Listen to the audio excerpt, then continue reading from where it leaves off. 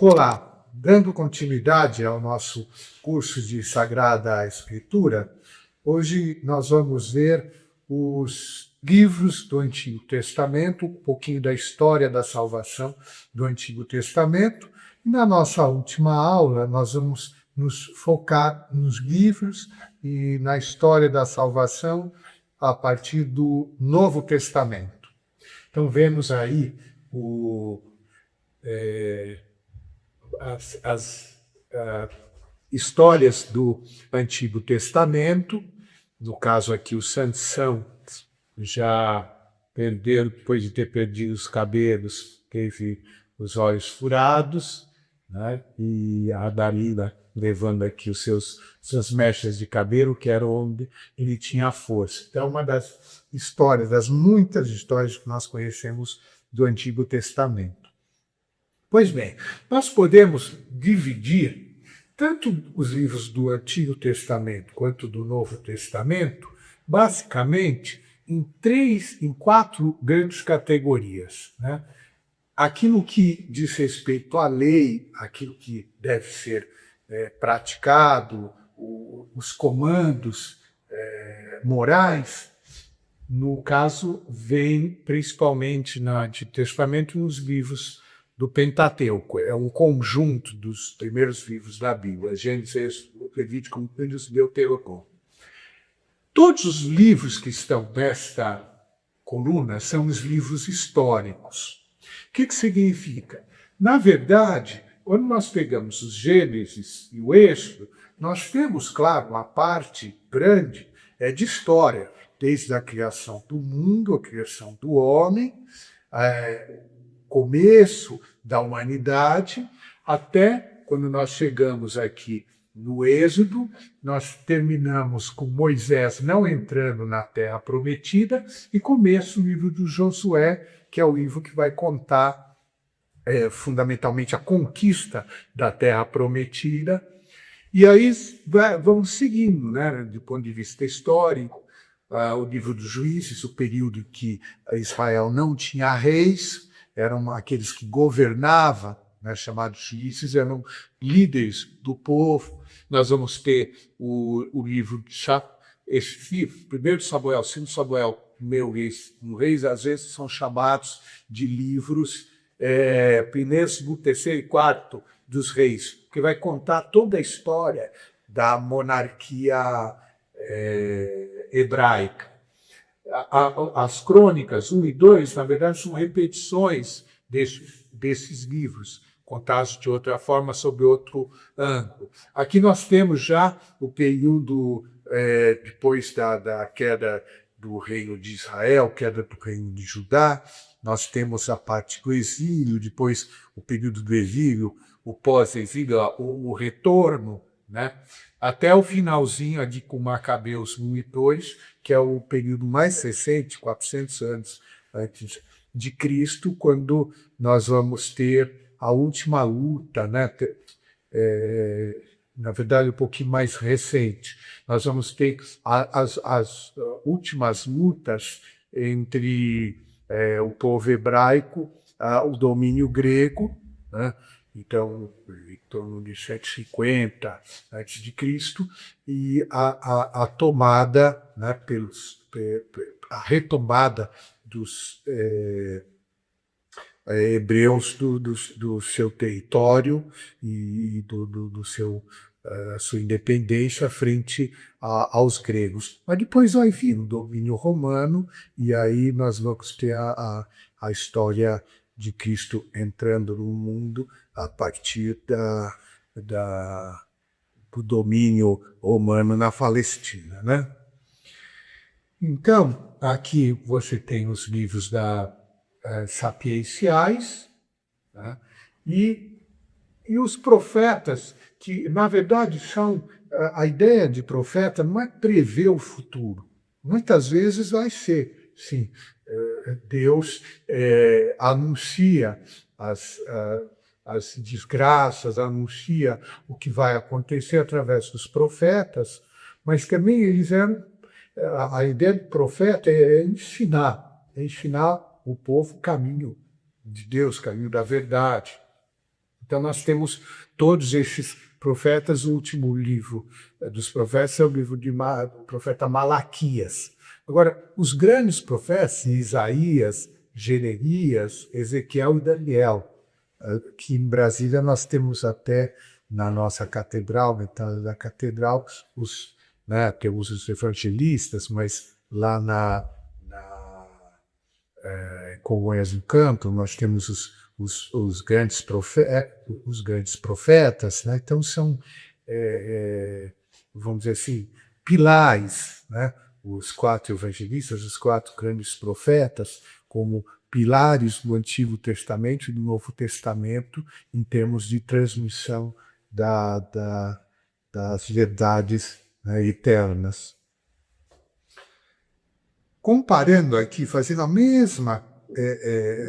mesmo quatro divisões, nós poderíamos dizer, né, que o equivalente à lei para o Antigo Testamento, no Novo Testamento, são os 4 evangelhos, então os ensinamentos básicos de Cristo, né? Depois, a história, né? Aqui, como eu disse que no Novo Testamento tinha muito de história, claro que aqui vai contar a história, a vida de Cristo, mas fundamentalmente os seus ensinamentos. Aqui que vai contar a história da expansão do cristianismo, e focada principalmente em São Paulo. Toda a sabedoria, né, a parte sapiencial, nós vamos encontrar nas cartas, né? A maior parte a gente vai ver de Romanos até Filemon, nós temos cartas de São Paulo. Hebreus, a dúvida é atribuída a São Paulo. Hoje chega à conclusão de que não se pode atribuir perfeitamente a São Paulo, mas deve ter São Tiago, São Pedro, São João, São Judas. E o Apocalipse de São João vamos dizer, um grande livro profético, no sentido de ter ensinamentos, mas também dizer o que é, no sentido escatológico, da história, da história da salvação, para onde nós estamos indo, né? Então, como eu tinha dito, essa aula, né, vai se focar no Antigo Testamento, né, quando a gente pensa na história da salvação, né, a gente pensa na Bíblia como um livro fundamentalmente religioso. O que significa? Religião, religar o homem com Deus, narrando as etapas desse caminho, para saber as várias alianças que Deus foi estabelecendo com os homens. Então, a história da salvação, né, tem momentos assim mais importantes, né, que a gente vai tentar aqui relembrar. A aliança com Adão, quer dizer, Deus dá os primeiros mandamentos para Adão, infelizmente não cumpre, então há uma aliança que é rompida com Noé, com a história do dilúvio, Abraão, quando ele tira Abraão de Ur e faz entrar na terra prometida, Moisés, libertação do Egito, Davi estabelece uma monarquia, estabelece em Davi, vamos dizer assim, Cristo é descendente direto de Davi, como uma monarquia que persistiria para sempre, né? E Cristo, né, que é o ápice da revelação, vamos dizer assim, um momento maior da história humana, quando Deus entra na história humana. Isso aqui eu não vou só ficar vendo, eu vou participar. Eu vou me encarnar, participar dessa história da salvação. Então é a maior aliança, é a nova aliança, né? Então, uma ideia muito importante a respeito da Bíblia é a sua inerrância. O que significa isso? Ela não veio tratado de ciência. Não dá para a gente querer dizer assim, a Bíblia errou aqui ao tratar dessa matéria, porque não é assim, a alma não está no sangue, a alma é algo invisível, não é material, então por que dizer que podia tomar o sangue, porque a alma está... Não, a finalidade da Bíblia não é fazer ciência, é revelar que sobre Deus e o homem, o próprio Deus quis revelar para a nossa salvação. Esse foi o ponto que fez com que aquele famoso caso Galileu Galilei desse tanto pano para manga para críticas à igreja. O Copérnico fez a mesma coisa que Galileu. Né? O Copérnico disse assim, olha, não é o Sol, né, que gira em torno da Terra, mas a Terra que gira em torno do Sol. Ele pôs como postulado, né, pelos meus cálculos, deve ser esse o modelo explicativo da realidade. O Galileu foi querer dizer a mesma coisa, só que mexeu com a Bíblia. Ele disse assim, logo, a Bíblia está errada quando fala que o Sol parou, né, numa determinada passagem. Então, quer dizer, o que levou, por exemplo, Galileu a ser contestado pela Inquisição foi a afirmação do campo da religião. Ele saiu da ciência para ir para o campo da religião. Da mesma forma que a religião não tem que ir para o campo da ciência. Então, ela não vai dizer nada, sua ciência é isso ou aquilo. Né? O que pode acontecer, sim, se determinada vamos dizer assim, modelo explicativo da realidade por cientistas for contradizer a fé, a igreja pode dizer assim, olha, em princípio isso aí deve estar furado. Por exemplo, se a Bíblia sustenta que o homem, todos nós descendemos de um primeiro casal, Adão e Eva, então o poligenismo que surgiu um tipo de homem na América, outro tipo de homem na África, outro tipo de homem na Europa, outro na Ásia. Né? Então a gente poderia dizer o seguinte, então só tem pecado original quem é descendente de Adão e Eva, do casal lá que estava no Próximo Oriente. Então, e foi o que aconteceu. Né? Muita gente, quando foi descoberto a América, a gente vê o Rousseau defendendo a teoria do bom selvagem, né? Então, não, está ali isento do pecado original. O bom selvagem era canibal. A gente, quando chega aqui na América, né, o pessoal traçou o nosso primeiro bicho, então sardinha, foi, né, virou almoço dos tupiniquins, tupinambás. Né? Pois bem, prosseguindo, então nós agora nos deter no Antigo Testamento, como eu tinha anunciado. Então, as alianças de Deus com os homens, né, nós vemos, né, com algum sinal. Né? Então, o que foi o mediador dessa primeira aliança? Era Adão. Né? Então, nós vemos Deus, no final da criação, do sétimo dia, Deus descansou.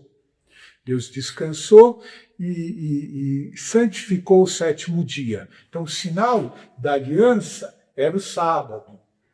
Ao mesmo tempo, Deus, ao criar o homem, vê que, diante de toda a criação, ele era único e não encontrava alguém que pudesse complementá-lo. Né? Então, Deus cria a mulher. Então, a partir daí, essa forma dessa aliança é através do matrimônio. Então, o que isto vai falar muito claro, né? Que o homem uniu, que Deus uniu, o homem não separe. Significa que agora são um só corpo, marido e mulher. Ao mesmo tempo, o que nós vemos aqui? Depois do dilúvio, né, quando há a corrupção, né, depois do pecado original, a corrupção da humanidade, chega um momento em que Deus decide destruir. Não, agora eu vou acabar com tudo. Mas vê Noé e a família de Noé pessoas tementes a Deus. O que faz, então, Deus? Estabelece uma aliança, manda ele construir uma arca, ele é preservado no dilúvio, ele com toda a sua família, ele como cabeça de uma família, né, os 3 filhos dele, Sem, Cã e Jafé, que vão dar origem, depois do dilúvio, às 3 grandes ramos da família humana, os semitas, os camitas, os jafetitas. Então, por exemplo, vamos dizer assim, judeus e árabes são semitas. Os egípcios são camitas, né, descendentes de Cã, segundo filho de Noé. E Deus, para dizer assim, nunca mais eu vou destruir a humanidade como eu fiz aqui com as águas, então o sinal vai ser o arco-íris. Aqui também, né, Abraão, né, quando Deus decide, né, volta a humanidade a se desenvolver, a se espalhar, a crescer, e Deus disse assim, eu vou escolher o povo, que esse povo vai me adorar como Deus único, não com esse politeísmo que está graçando por aí, mas eu vou me revelar a ele como um Deus único, um Deus zeloso, um Deus que não tem forma de ídolos, né? Não tem forma material. Então, Abraão passa a ser chefe de um clã, depois de uma verdadeira nação, né? E o símbolo de pertença a essa nação, essa tribo, é a circuncisão. Então Deus diz para Abraão se circuncidar e circuncidar todos os seus descendentes. Depois Moisés, né, vai ser o grande juiz, o grande, vamos dizer assim, líder do povo hebraico para tirá-lo do Egito, né? Todos nós conhecemos a história dele, né? O faraó mandou matar todas as crianças de sexo masculino que nascessem, porque os judeus estavam crescendo demais, iam ficar perigosos para os egípcios, e nesse momento a mãe de Moisés coloca uma cesta de vinho no rio, a filha do faraó encontra, decide cuidar dessa criança e fazê-la seu filho adotivo. Só que chega um momento que Moisés vê o sofrimento do povo hebreu, sabe que ele tem origem hebraica e sai em defesa do seu povo, né? Pois bem, aqui o grande sinal da saída dos hebreus para o Egito é a Páscoa, quando Moisés, como líder, vai lá e fala para o faraó que eles querem sair do Egito, pelo menos para prestar culto no deserto. O faraó resiste tudo quanto é jeito, aí vem as 7 pragas do Egito, que cada vez que Moisés vai dando uma praga, o faraó diz que vai soltar, mas depois se arrepende e desculpa a promessa, até que chega um momento que a praga é a morte de todos os primogênitos, dos homens e dos animais. E nesse momento, realmente, quando é morto a cada família, se mata o cordeiro, se come rapidamente e se pega o sangue dele e passa na porta para que o anjo, quando o exterminador passar pelo Egito, não mate os primogênitos dos hebreus, aí sim o faraó liberta, mas depois corre atrás e tem um episódio da travessia do Mar Vermelho, que se abre para os hebreus e se fecha para os egípcios, né? Depois, quando os hebreus se fixam efetivamente na terra prometida, na terra de Canaã, a Palestina, Deus acaba, né, a pedido dos homens, no caso concreto, né, acaba instituindo a monarquia. E o grande símbolo da monarquia judaica é o rei Davi, né?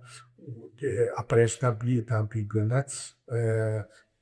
Um homem à medida do meu coração, que fará todas as minhas vontades. Quer dizer, uma pessoa que estava... Davi podia ter os erros que cometeu, mas era alguém que queria fazer a vontade de Deus, queria realmente segui-lo. E aí, a contração Davi, Jesus como descendente de Davi, né, tanto que Cristo é chamado, né, por muitos daqueles que reconhecem ele como Messias, filho de Davi, filho de Davi. Então, ele aqui está como rei, né,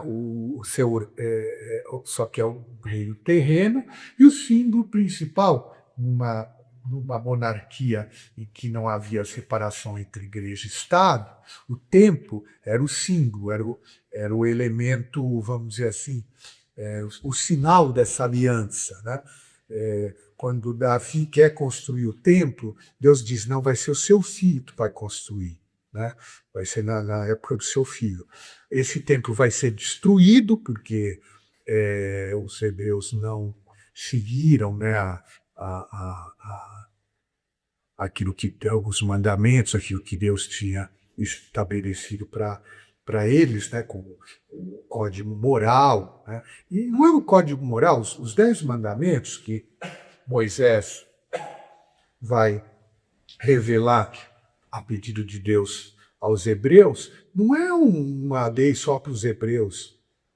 Quando a gente fala do Decálogo, o Decálogo é nada mais nada menos que a mais antiga Declaração Universal dos Direitos Humanos. Quer dizer, os 10 mandamentos são, vamos dizer assim, o manual de instrução do ser humano. Como é que o ser humano deve se comportar? Se você tirar qualquer um dos mandamentos, o ser humano não vai ser feliz, não vai viver bem em sociedade. É só a gente pensar. Se tirar algum dos mandamentos, se a gente vai otimizar ou precarizar a vida social. Se a gente dissesse, não, pode matar, pode adulterar, pode mentir, pode roubar, isso aí melhora ou piora a vida social?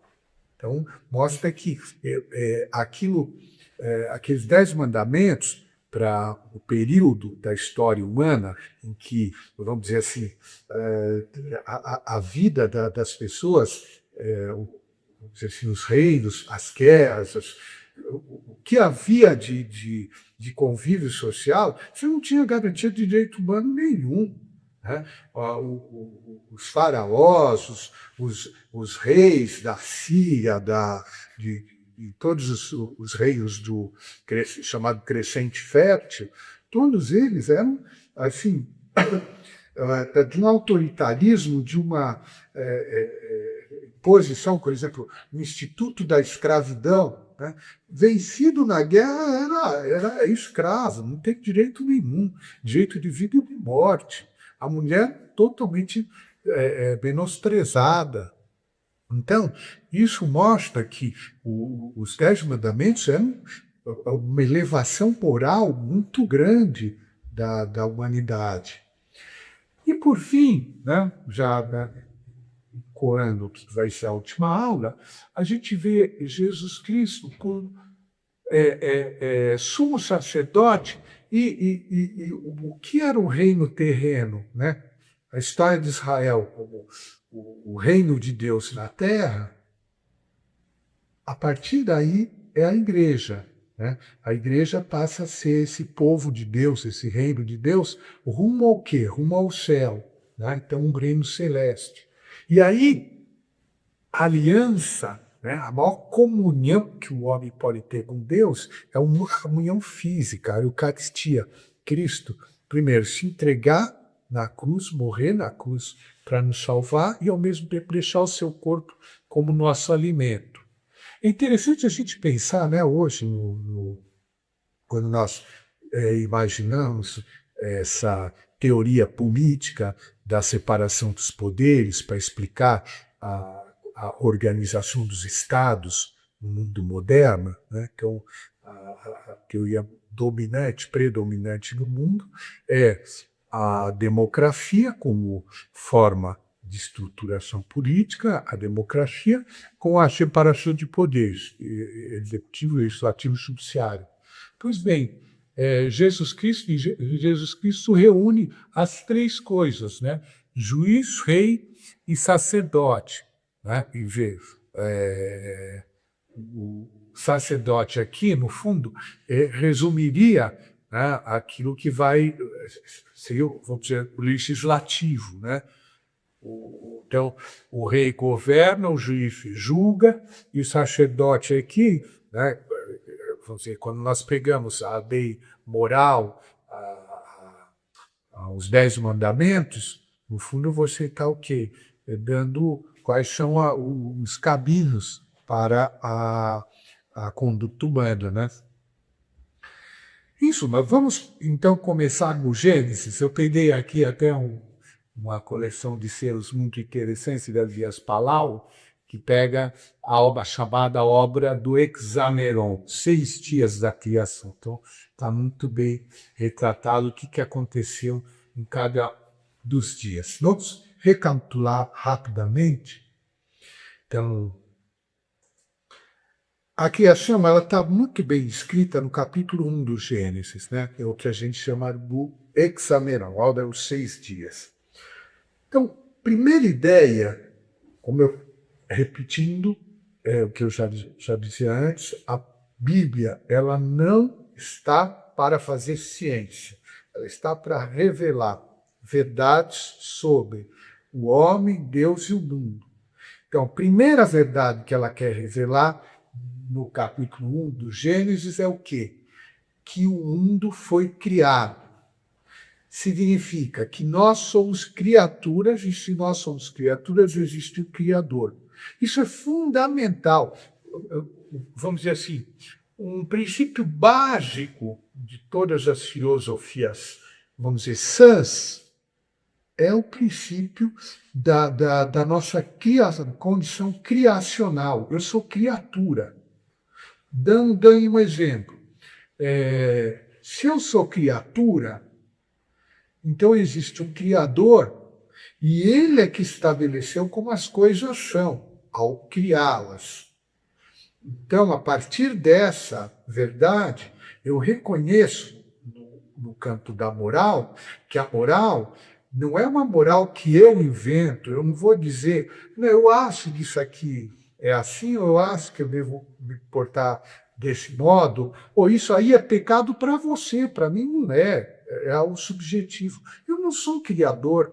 A moral é uma moral objetiva. Os 10 mandamentos são objetivos. Não é, se eu quiser que vai ser de um jeito ou de outro. Né? Tem gente que diz, isso para mim não é pecado. Bom, você já vai ver se não é pecado na hora que for julgado por Deus por aquilo que fez contra aquilo que ele estabeleceu como regra moral objetiva. Então, no primeiro dia, né, o que diz a Bíblia? Né? Deus criou o céu e a terra, né, e Deus disse, né, faça-se a luz, e a luz se fez. Se a gente comparar, interessante, né, um hebreu de 1.500 anos atrás, né, ele sabia perfeitamente que tudo começou com Deus dizendo, faça-se a luz, e a luz se fez. E o que a ciência hoje nos mostra? Né? A teoria mais aceita de explicação da origem do universo é o Big Bang, de uma partícula ínfima, né? Um átomo, de uma grande explosão em fraçãozésima de segundo foi se expandindo. Então, a teoria hoje de explicação do universo é do universo em expansão, a partir de uma grande explosão.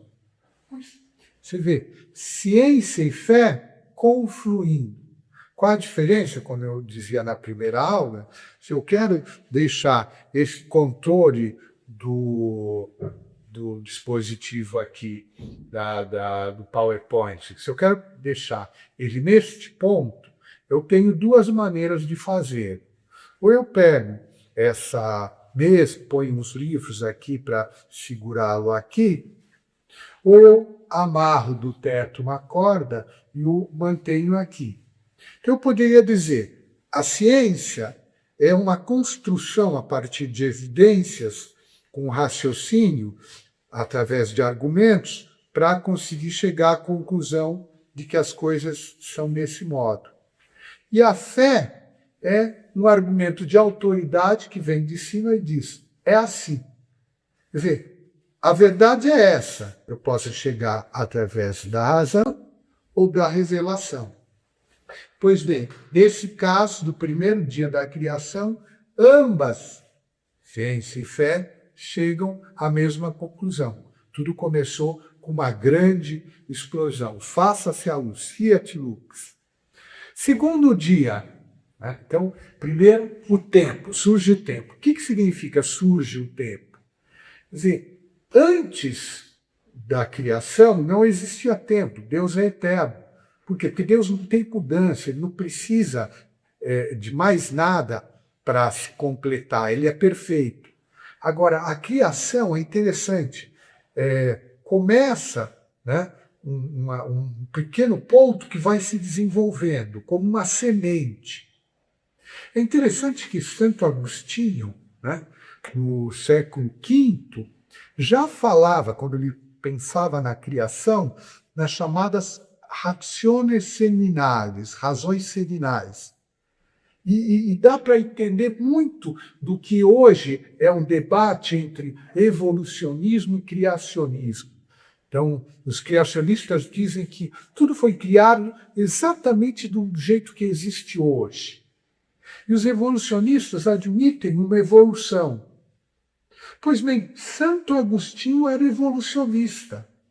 Ele dizia, Deus criou a semente de todas as coisas que foram se desenvolvendo ao longo dos séculos, milênios, né, ou bilhões de anos, né, que nós já temos de história do universo e depois também história da humanidade. Né? Pois bem, essas razões seminais, o que significam? Que Deus embutiu, né, nesse primeiro ponto, todo o seu desenvolvimento. Agora, num determinado momento da história, Deus interveio para fazer o quê? Criar o homem. Então, a criação do homem, e cada alma é criada imediatamente por Deus. Então, não é uma mera evolução. O corpo pode ser objeto de evolução, não a alma.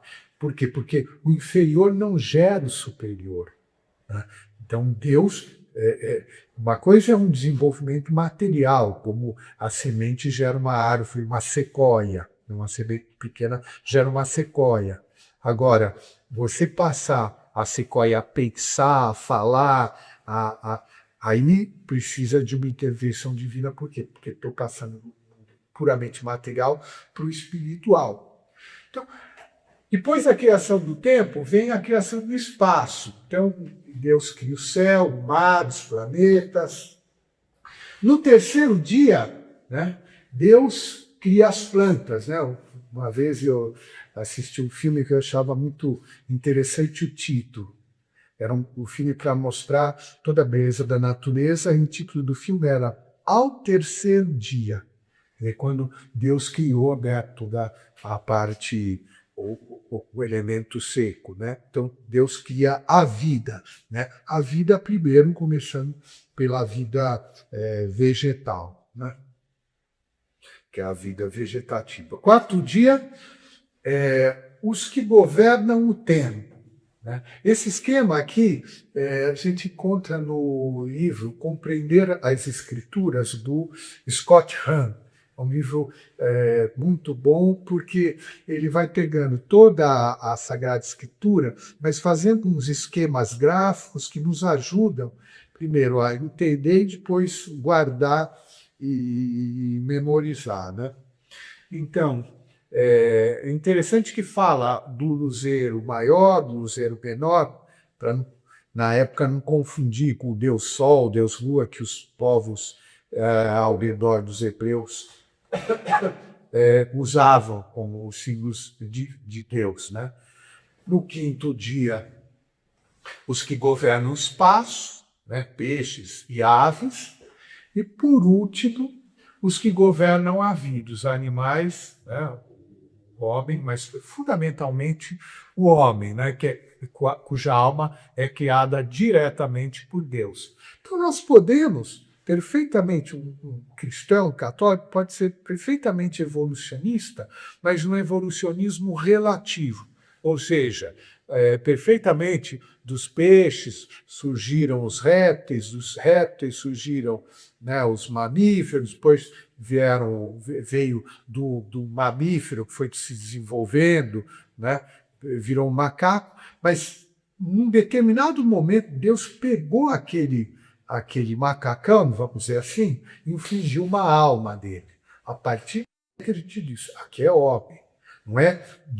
Não foi a evolução que levou à inteligência. Né? O macaco não é menos inteligente que o homem. O macaco não é inteligente, o homem é.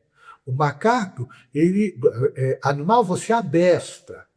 O homem você educa. É diferente, ele sabe, ele tem a capacidade de abstrair que o animal não tem. O animal ele é capaz de fazer relação entre causa e efeito, mas ele abstrair, por exemplo, noção de honestidade, de beleza, o animal não tem. Como eu dizia, né? Aqui nós temos a vida vegetativa, aqui a vida sensitiva e aqui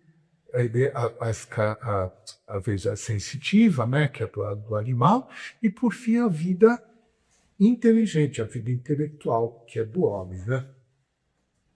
Pois bem, vamos então pensar aqui no paraíso, né?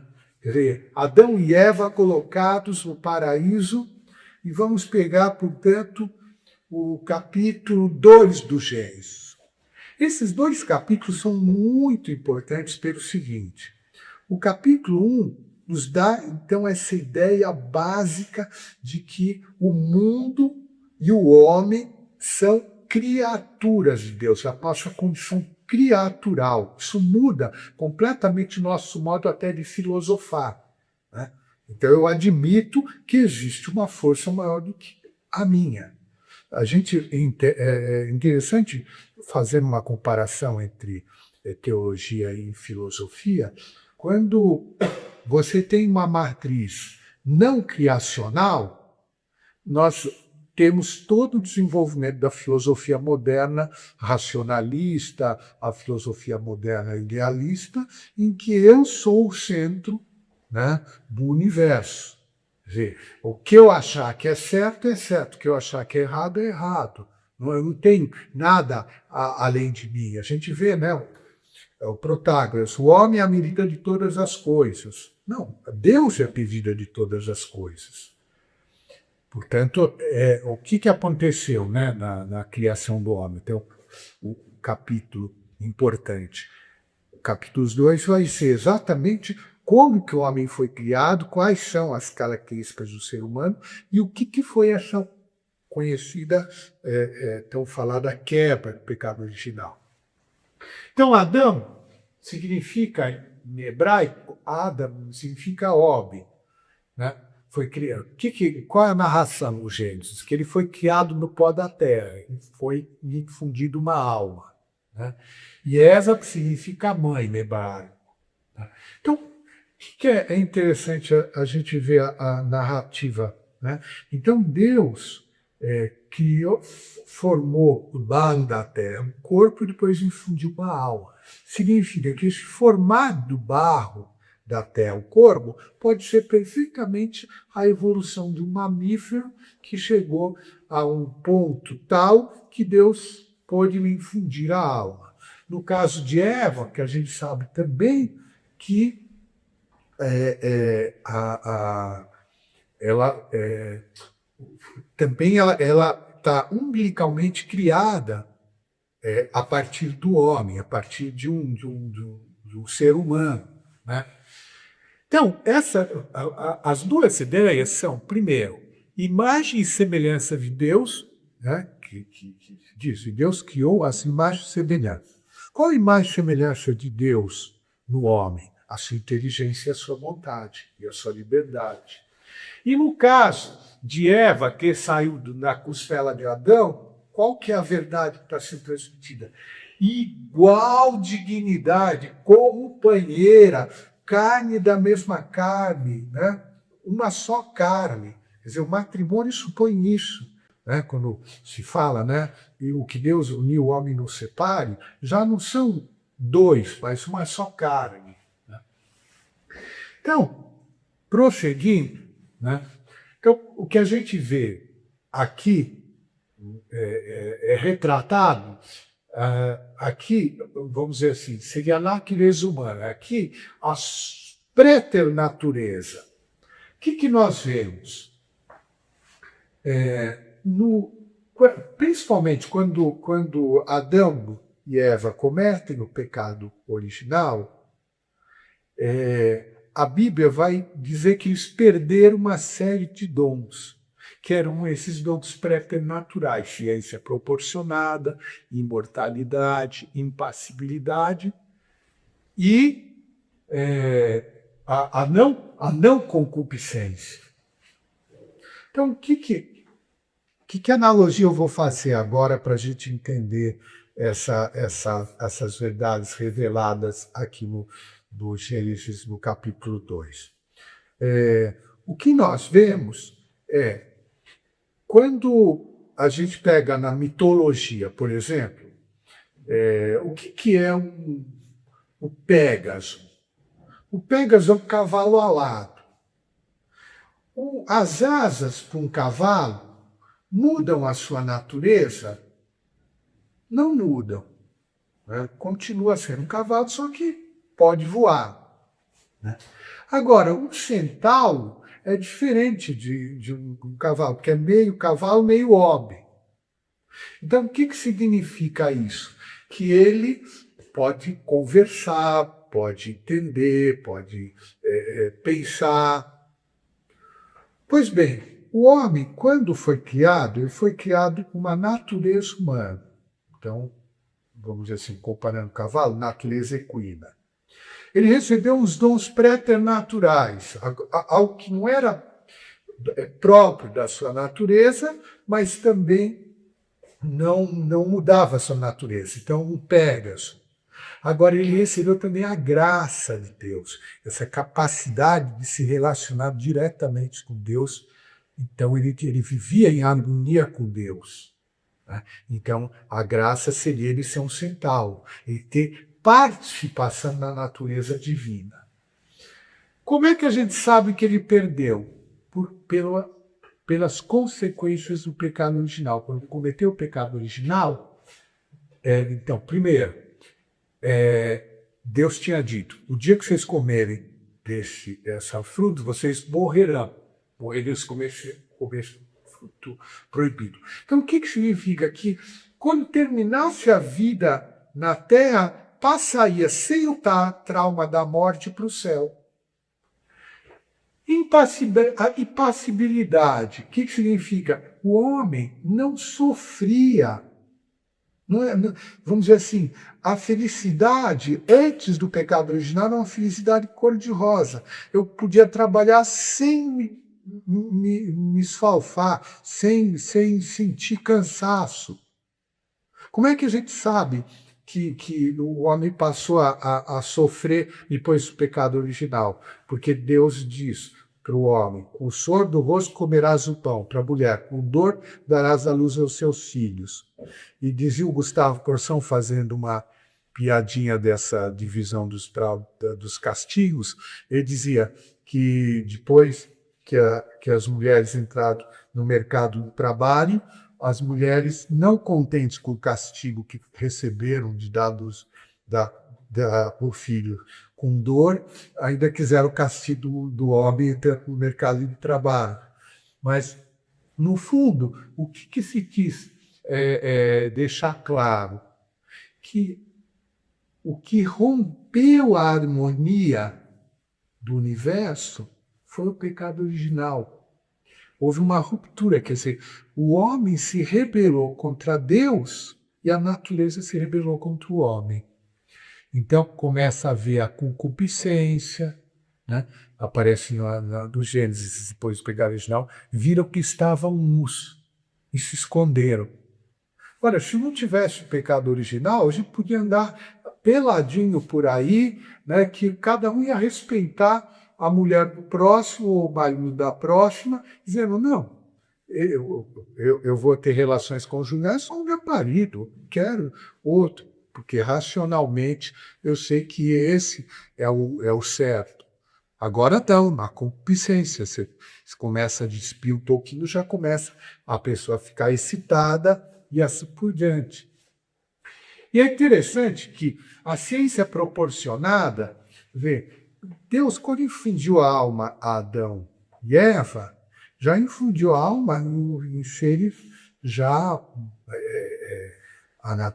anatomicamente desenvolvidos, já com um certo desenvolvimento corpóreo.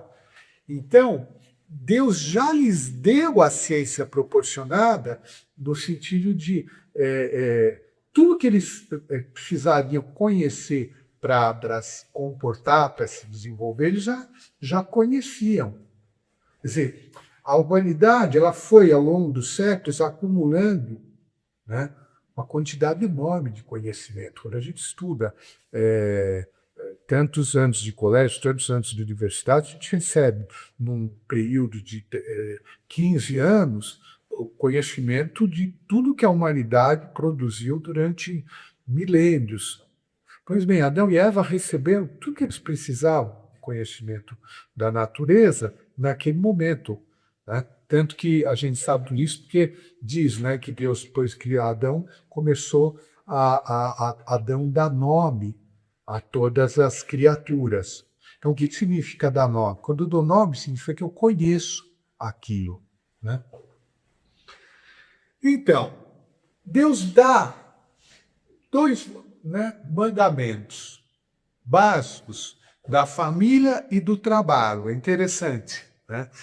Como Monge Escrivá, fundador do Opus Dei, dizia, né, que a vocação divina, né, a chamada divina a nós, os santos, ela está umbilicalmente ligada a duas vocações humanas: a vocação profissional, a vocação familiar, ou vocação matrimonial. Então, o que significa?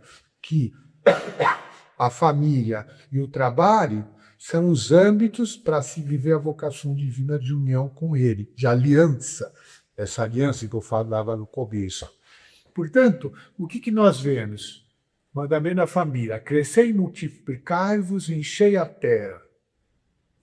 E é interessante, e dominai-a, termina. Então a gente poderia pegar até nesse único versículo já também o mandamento do trabalho. Crescer e multiplicar-vos, enchei a terra e dominai-a, trabalhar para dominar a terra. Mas num outro momento, né, no capítulo 2, fala que Deus colocou o homem no jardim do Éden para o cultivar e guardar. Significa também essa ideia de trabalho, de desenvolvimento de esforço para aperfeiçoamento da criação, fazendo com que a criação possa gerar todos as suas potencialidades, tirar da natureza todas as suas potencialidades.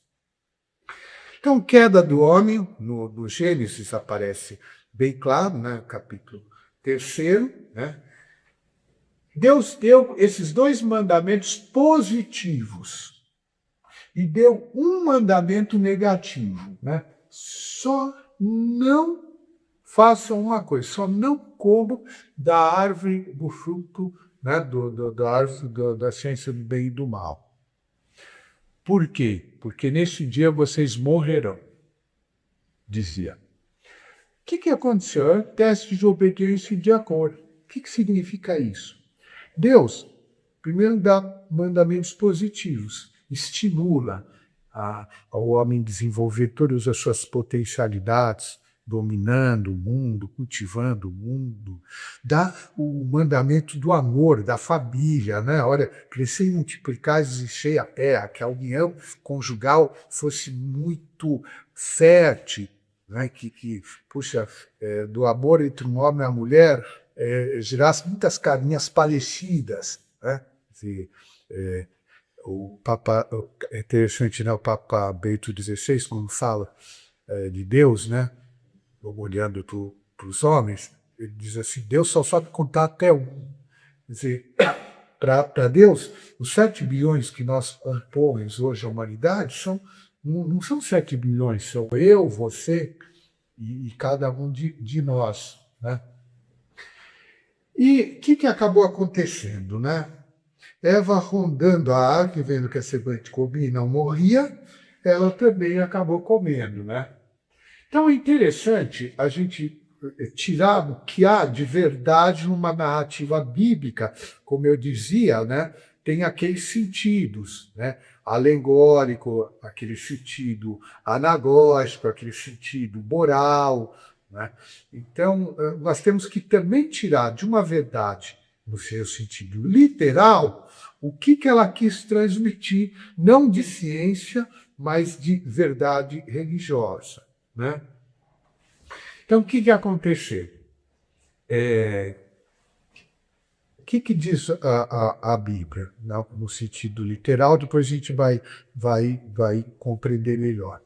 Diz que Eva chegou perto da árvore e ficou admirando a árvore, e uma serpente, que é o demônio, disse para ela: é verdade que Deus disse que vocês não podiam comer de nenhuma árvore do paraíso? Então começou a tentação, o diálogo com a tentação. Aí Eva respondeu: não, Deus disse que a gente pode comer de todos, menos da árvore da ciência do bem e do mal, porque o dia que a gente comer dela, a gente vai morrer. E aí a serpente responde: não, vocês não vão morrer, vocês vão ser como deuses, conhecedores do bem e do mal. Então, diante disso, a Eva olhou, diz a Bíblia, olhou, viu que o fruto era aprazível e comeu. E depois chamou Adão e Adão também comeu. O que significa isso? O que os teólogos, né, os exegetas dizem? Que no fundo, o que aconteceu? Não era maçã, não interessa se era maçã, pera, o que era árvore. O fato é que Deus tinha estabelecido um mandamento para testar, como testou os anjos, se os anjos iam amar ou não, num momento, e uma parte dos anjos passou no teste, uma parte caiu. Uma parte disse que preferia servir a si mesma, a outra queria servir a Deus. Aqui aconteceu a mesma coisa. Quando o demônio diz: sereis como deuses, conhecedores do bem e do mal, no fundo ele estava dizendo assim: sereis como deuses, vocês é que vão dizer o que é o bem e o mal, vocês não vão estar submetidos a nenhuma autoridade maior. Então, sereis como deuses, ou seja, a soberba é que foi o motor do pecado original. Agora, o pecado em si foi um pecado de desobediência. Deus disse para fazer uma coisa e Eva fez. Então, no fundo, o que pode ter acontecido? Ela viu Deus tinha dito que quem comesse daquela fruta morreria. O demônio usa uma serpente para comer a fruta e não morrer. Então Eva diz: bom, se a serpente não morre, eu também não vou morrer. E foi lá e comeu. E aí, claro, não quero ser culpada sozinha. E vai lá e atrai o Adão e faz o Adão comer. Tem também aqueles teóricos que dizem que, se fosse o contrário, né, Adão, a serpente tentou primeiro Eva, porque a Eva tinha muito mais capacidade de convencer Adão a comer do que Adão convencer a mulher a comer do fruto proibido, né? Então, nesse momento, a ideia também fundamental é que, naquele momento, toda a humanidade pecou. Por que foi preciso a encarnação de Jesus Cristo, a salvação por Cristo? Porque naquele momento, não foi Adão, por exemplo, se Eva não tivesse convencido Adão, só Eva teria cometido pecado. Adão era a cabeça da humanidade e não tinha cometido pecado. Mas naquele momento que os dois comeram, a humanidade rejeitou a Deus. Então, daí que vem o pecado original para nós, na base do simples assumir uma natureza, quando nós nascemos, nós recebemos uma natureza caída, uma natureza sem os dons preternaturais e sem o dom da graça, que essa era a união com Deus. Né? Mas no próprio Gênesis, nesse capítulo 2, nós temos a promessa da salvação. Como havia essa inimizade com Deus, Deus expulsa Adão e Eva do paraíso. É interessante a passagem, né, onde aparece que eles descobriram que estavam nus. Né? Deus aparece à tarde no paraíso, né, e pergunta: Adão, onde estás? Ele diz assim: olha, eu ouvi a tua voz e eu me escondi, porque eu estava nu. E Deus pergunta: mas o que te revelou que estavas nu? Acaso comeste da árvore que eu te proibi de comer? Aí ele diz: sim, comi, mas foi Eva que me deu para comer. Então já querendo jogar a culpa no outro. Aí a Eva diz: foi a serpente que me tentou. E aí Deus começa a dar o castigo para cada um. Só que ele diz, né, para a própria serpente, né, que seria amaldiçoada, que comeria o pó da terra e que rastejaria, e diz que a mulher pisará a tua cabeça e tu tentarás o seu calcanhar. Então, no fundo, que uma mulher também seria a fonte de salvação, que seria junto com, no fundo, né, a gente tem coado essa imagem no Novo Testamento, Cristo, né, Cristo seria o novo Adão e Nossa Senhora a nova Eva. Né? A gente vê essas imagens da Imaculada Conceição, sempre a gente vê o quê? Nossa Senhora aos pés dela, uma lua, mas também uma serpente que ela está pisando a cabeça da serpente. Então há uma previsão de um Salvador com misericórdia divina e realizada entre a mulher e a serpente. Né? Entre a mulher e a sua descendência, aparece no Gênesis, no capítulo 3, versículo 15. Então, já passamos para, rapidamente aqui, a gente vai ver a evolução rápida da história do Gênesis, né? Os dois primeiros filhos de Adão e Eva, Caim e Abel, um matando o outro por inveja, Caim matando Abel por inveja, primeiro homicídio.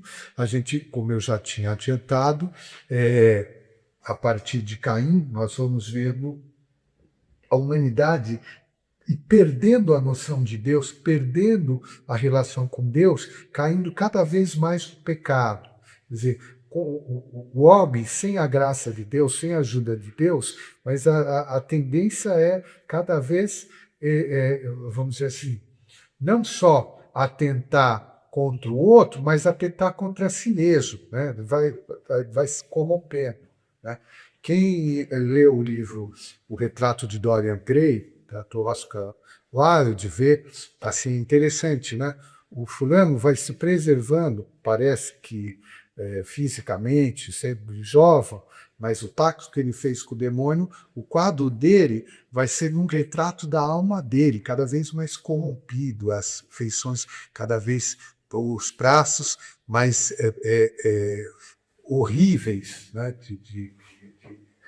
Repugnantes, né? Repugnantes. Então, é interessante a gente ver que essa corrupção da humanidade que leva a Deus preservar só parte dela é uma tradição que está registrada até no livro de Gilgamesh.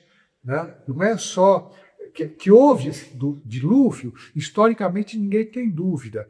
As tradições bíblicas e as tradições dos monumentos da época, o que foi registrado, o poema aqui de Gilgamesh, deixa a ideia de que houve um dilúvio, né, e que poucos se salvaram, né, e que teria sido por intervenção divina a salvação desses poucos.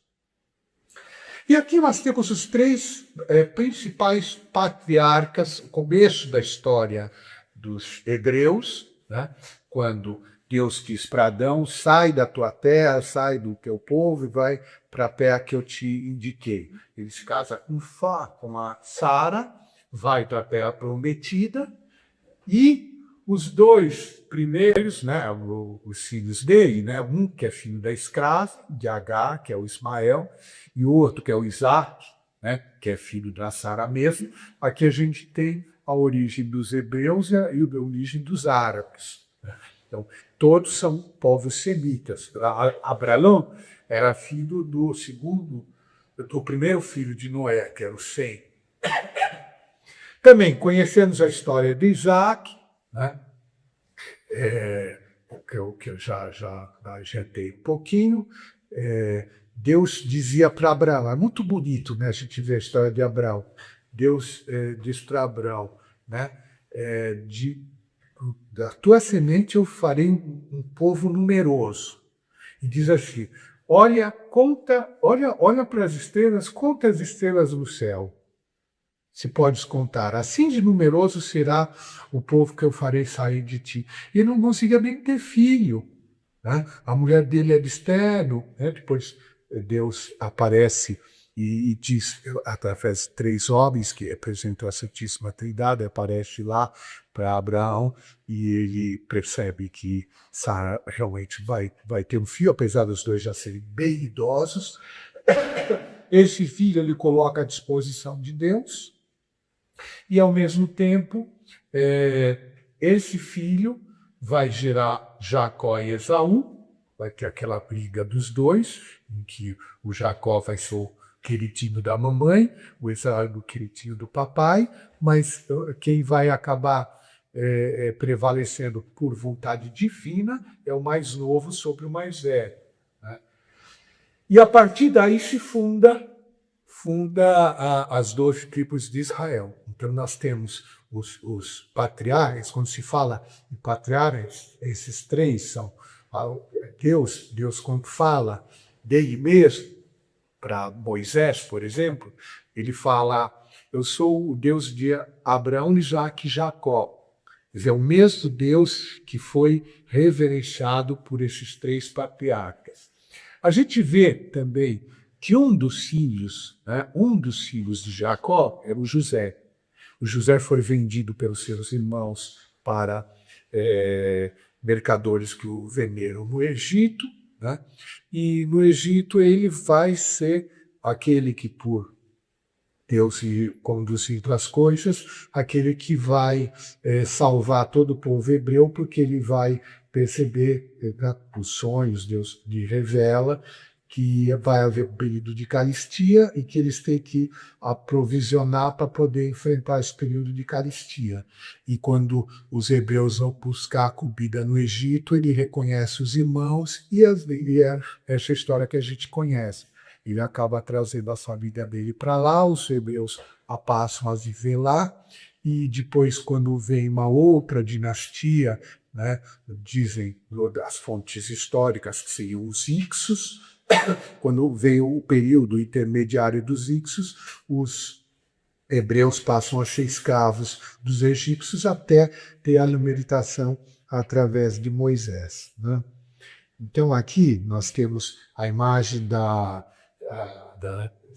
serpente de bronze, que é uma imagem de Cristo na cruz, salvando os hebreus, como aquela serpente salvou os hebreus que eram picados por serpentes, por ter se revoltado contra Deus, né? Então vamos pegar aqui já o livro do Êxodo, né? Então a gente vê claramente a lei mosaica, tratada nessa relação, né, de que Deus suscita Moisés para libertar o povo hebreu, e quando eles já estão no deserto, Deus entrega o decálogo, né? E o que a gente vê é as prevaricações do povo que não vai seguindo aquilo que Deus tinha mandado nos mandamentos, né? E ao mesmo tempo é interessante que Deus revela até a Moisés como ele gostaria que fosse o templo, né? Como seria a sua morada entre os homens. Nós temos, por Levítico, como é que seria o culto mosaico, né? Deus manifesta que deveria ser organizado culto com sacrifícios de animais e prescrições gerais. Por que é importante a gente entender? Às vezes a gente lê o Levítico e fica impressionado, mas que sanguinário é o... Mas por que tanta derramamento de sangue? Por que tanto sacrifício? Deus queria pedagogicamente dar a entender ao homem que o pecado é de tal gravidade, o homem se rebelar contra o Criador, que só um sacrifício de sangue poderia compensar. Ou seja, na verdade, o que a gente vê? Que aqueles sacrifícios, uma parte era queimada, uma parte ficava para os sacerdotes. Então, na verdade, você tinha aqueles rebanhos todos, ele estava matando, vamos dizer assim, um verdadeiro açougue, mas a maior parte ia ser consumida, ia ser comida pelos sacerdotes. Os levitas, né, os 12 filhos levianos, os 12 filhos de Jacó, dos levitas ele vai separar para serem sacerdotes, né? E de José, né, vão sair 2 tribos, Efraim e Manassés, para compensar o Levi que está ficando só com o sacerdócio. Pois bem, o que a gente vê é que existia um sacrifício que você queimava tudo. Era o holocausto. No holocausto não ficava nada. Pois bem, o sacrifício de Cristo na cruz foi o holocausto. Significa que ele derramou até a última gota do seu sangue. Então, quando o centurião perfura o coração de Cristo, a lança, diz que sai o sangue e água. Já não tinha mais sangue para sair. Cristo derramou todo o seu sangue. Mas o caráter pedagógico prevaleceu até a morte de Cristo na cruz. Então, São Paulo fala, quando Cristo morreu na cruz, ele derrogou o antigo sacrifício porque ele completou a Escritura. Ele fez o sacrifício maior. Não foi sangue de boi, não foi sangue de cordeiro, não foi sangue de pomba, foi o próprio sangue de Cristo como homem. E o povo, no livro dos Números, Deuteronômio, que nós vemos todo esse período de 40 anos peregrinando no deserto. Por quê? Porque o povo era rebelde, era um povo de dura serviço. Para Deus, começam a reclamar porque está faltando comida. A gente gostava tanto das cebolas e dos alhos do Egito, né? Gostava de cebola e de alho lá no Egito, da escravidão. Deus dá o maná. Chega uma hora que eles reclamam do maná, uma comida insossa, né? Isso que cai do céu, né? Que fica, né, os grãozinhos aí. Aí, então, Deus dá codornizes. Então, o pessoal reclamava de tudo. Falta água, falta isso. Então, Deus dizia, né, povo de dois serviços. Quando Moisés sobe lá para o monte para receber as primeiras tábuas da lei, o pessoal começa a fazer um bezerro de ouro e fazer culto e festas para um animal que come feno, né? Diz o escritor eclesiástico, né? Adorar um animal que come feno. E para terminar aqui, né, essa parte mais histórica do Antigo Testamento, nós temos, a partir do livro de Josué, de Juízes, a conquista da Terra Prometida, né? Josué assume a liderança no lugar de Moisés. E há um período em que não há governo, cada tribo está lá funcionando na terra prometida livremente, mas no momento que é invadido algum canto de Israel, surgem aqueles libertadores, são chamados de juízes, Gedeão, Sansão, Débora, né? Até que chega um momento, né, que os hebreus pedem um rei para si. Então vão lá para o profeta Samuel, né? É muito bonita a história de Samuel também, né? Samuel é aquele menino, né, que a mãe era estéril, pediu para ter um filho, daí tem um menino, então ela diz assim, eu vou entregar a Deus, leva lá para o templo, e ele já com, acho que 4, 5 anos, começa a ouvir, né, uma voz, Samuel, Samuel, e aí ele levanta à noite e vai procurar o sacerdote, né, você me chamou? O sacerdote disse assim, não chamei, volta a dormir, daí ele volta a dormir, Samuel, Samuel, aí ele acorda, vai falar do sacerdote, na terceira vez que ele fala, o sacerdote percebe, aqui é Deus que está falando, Deus está já começando a falar com a alma desse menino.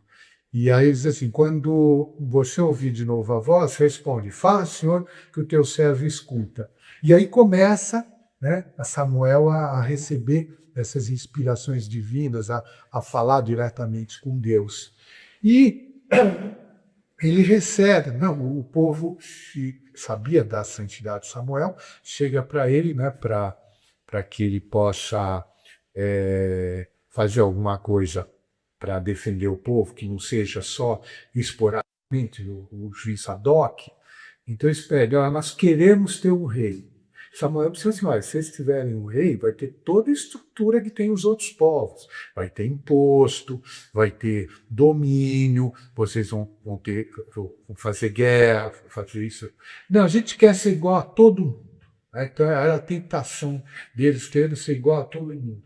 Eles disseram, tudo bem. Então, ele Saul acaba, vamos dizer assim, não seguindo totalmente aquilo que Deus queria. Então Deus suscita um novo rei, que é Davi. Saul começa a perseguir Saul começa a perseguir Davi. Né? Então esse é o paradigma do rei. Né? Quer dizer, Cristo é chamado de filho de Davi, né, como Messias. E o terceiro dos reis, dos grandes reis, é Salomão, né, autor do livro da sabedoria. Ele constrói o templo de Jerusalém, mas acaba se corrompendo no final da vida. É muito bonito a gente ver o capítulo 7 do livro da sabedoria, né, em que Salomão, quando Deus se pergunta, o que você quer? Agora você vai substituir o teu pai como rei, o que você quer? E Salomão, não quero mais nada, eu só quero sabedoria para governar esse povo que é muito numeroso. E Deus diz, por que não me pediste muitos anos de vida? Por que não me pediste poder sobre os teus inimigos? Não me pediste bens, ouro, prata, mas sabedoria eu vou te dar. A sabedoria, você vai ser a pessoa com maior sabedoria que já houve, e ao mesmo tempo eu vou te dar tudo mais. Riqueza, poder, honra, saúde, Isso mostra também que às vezes a gente pode ser a pessoa mais inteligente do mundo, ter a maior sabedoria do mundo, e não fazer bom uso dessa sabedoria, que foi o que aconteceu no final da vida do Salomão. Quero crer que depois ele possivelmente deve ter se arrependido com o seu pai no meio da vinda e está hoje lá no céu. A partir, então, o pecado de Salomão, né, vai ser pago também pelos seus filhos. Né? Então, nós vamos ter a divisão dos reinos, né?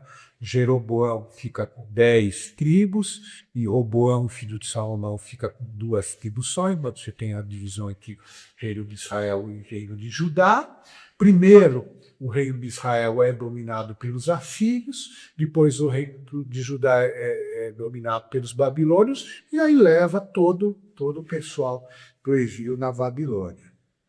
Aí nós vamos ter os livros dos profetas, que são esses justamente que vão criticar, mas eu vou dizer assim, por ordem divina, vão mostrar os erros que o povo está cometendo e as consequências desses erros.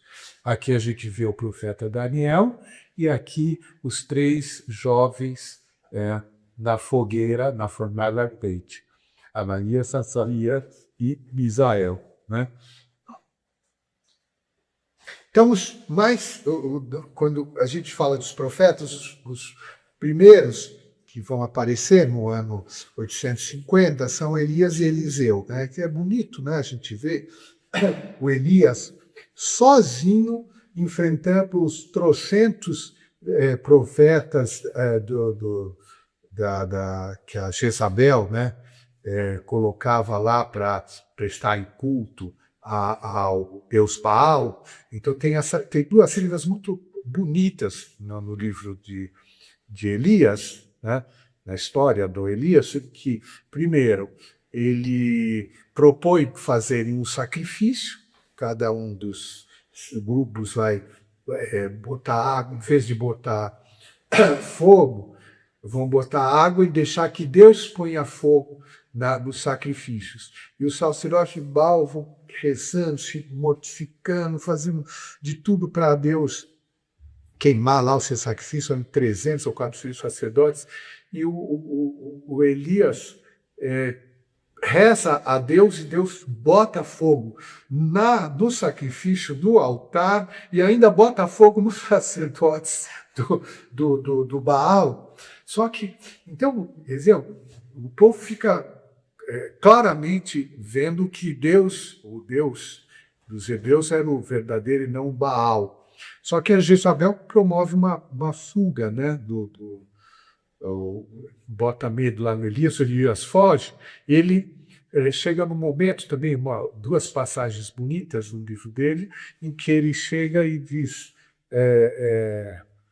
a Deus, né, ele deita debaixo de uma árvore, diz, meu Deus, olha, pode me levar embora, daqui não vai sair mais nada bom, eu não sou melhor do que os meus pais.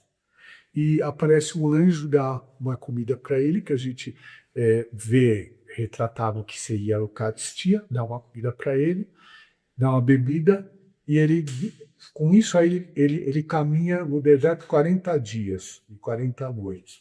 E aí ele chega no Monte Horebe, e lá no Monte Horebe ele vê a Deus, né? E é bonito a descrição, né? Então Elias estava numa gruta, ele sai da gruta e vê primeiro um terremoto, depois vê uma tempestade, depois vê raios e tal. E sempre diz, e aqui não estava Deus, aqui não estava Deus.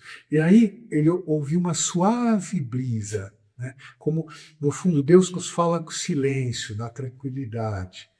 E aí ele se encontra com Eliseu e passa para Eliseu todo o seu poder, quando ele diz, né?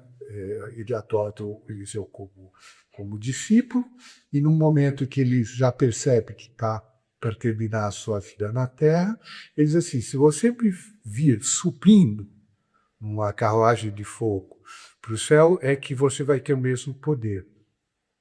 E aí Eliseu realmente vê Elias subindo no carro de fogo, e Elias voltaria, na verdade ele volta como São João Batista, na pessoa de São João Batista, né? Mas são 2 pessoas diferentes, mas o sentido da missão de Elias é resgatado na de João Batista, né? Que teria de vir para preparar a vida de Nosso Senhor, a vida mais próxima. Mas aí o Eliseu, quando vê lá ele subindo, aí ele pega a capa do Elias, que tinha pedido para Elias para lhe transmitir o mesmo poder, e ele vai, quando ele vai atravessar o rio, ele bate com a capa do Elias no rio e o rio se abre. Então ele sabe que recebeu o mesmo poder. A gente tem aqui o maior dos profetas é o Isaías, por quê? Porque ele é o que descreve a paixão de Cristo, né, no seu livro, né? A gente até chama o livro de Isaías como proto-evangelho da paixão de Cristo. Pois nós temos o livro de Jeremias, né, que mostra, quanto mais ele fala o que vai acontecer, mais o pessoal o persegue. Ezequiel, também o livro dele vai mostrando que a idolatria é uma prostituição, você está, no fundo, trocando Deus, né, por os bens da terra, né, o poder, a glória, falsos ídolos. Né? Daniel é um profeta do cativeiro, e é interessante, né, na época de Nabucodonosor, né, ele é o profeta que vai ser jogado na cova dos leões, vai ser o episódio também que ele indica para 3 jovens hebreus que não se alimentem das comidas proibidas dos hebreus do rei da Babilônia, Nabucodonosor, mas que eles comam só vegetais. Na época não era possível comer porco, dos hebreus comiam porco. Então, o que acontece? Eles são colocados em provas e Nabucodonosor vê que eles realmente, o Deus dos hebreus era o Deus do universo, porque Daniel não é comido pelos leões, e os 3 que são jogados na fornalha ardente caminham lá sem se queimarem, né? E é interessante que o Daniel vai ter visões que, se a gente pega o livro de Daniel, nós vemos como são muito parecidas com as do Apocalipse. Né? Então, vendo o trono de Deus, vendo os anciãos, os animais. Mais recentemente, no 450 tem antes de Cristo Esdras e Neemias, que vão falar do retorno, né, a Jerusalém. E é muito bonito a gente ver, né, um é sacerdote, o outro vai ser o governador. Eles redescobrem os livros da lei. E quando eles começam a ler, né, o Pentateuco lá, eles dizem assim, caramba, a gente se desviou totalmente disso aqui. Então tem um dia lá que eles se reúnem para ler o livro. E eu, quando eu li essa passagem, caramba, deve ser difícil, você passou o dia inteiro com alguém lendo uma coisa para você e ouvir. Então, eles passaram o dia inteiro lendo, o povo todo lá escutando, né, e depois disseram, vamos voltar a servir a esse Deus e viver essa lei. E por último, nós temos aí o livro do 1 e 2 dos Macabeus, com a revolta de Judas Macabeu e seus irmãos contra a tendência helenizante. Você vê que já é muito mais perto aqui dos anos da vida de Cristo. Né? Então, encerramos essa segunda aula sobre o Antigo Testamento, uma visão muito rápida do Antigo Testamento, para estar agora já introduzindo aqui a nova aliança. Né? A gente vê Cristo, São Pedro e os primeiros apóstolos, que vão ser aqueles que vão difundir a mensagem de Cristo pelo mundo inteiro.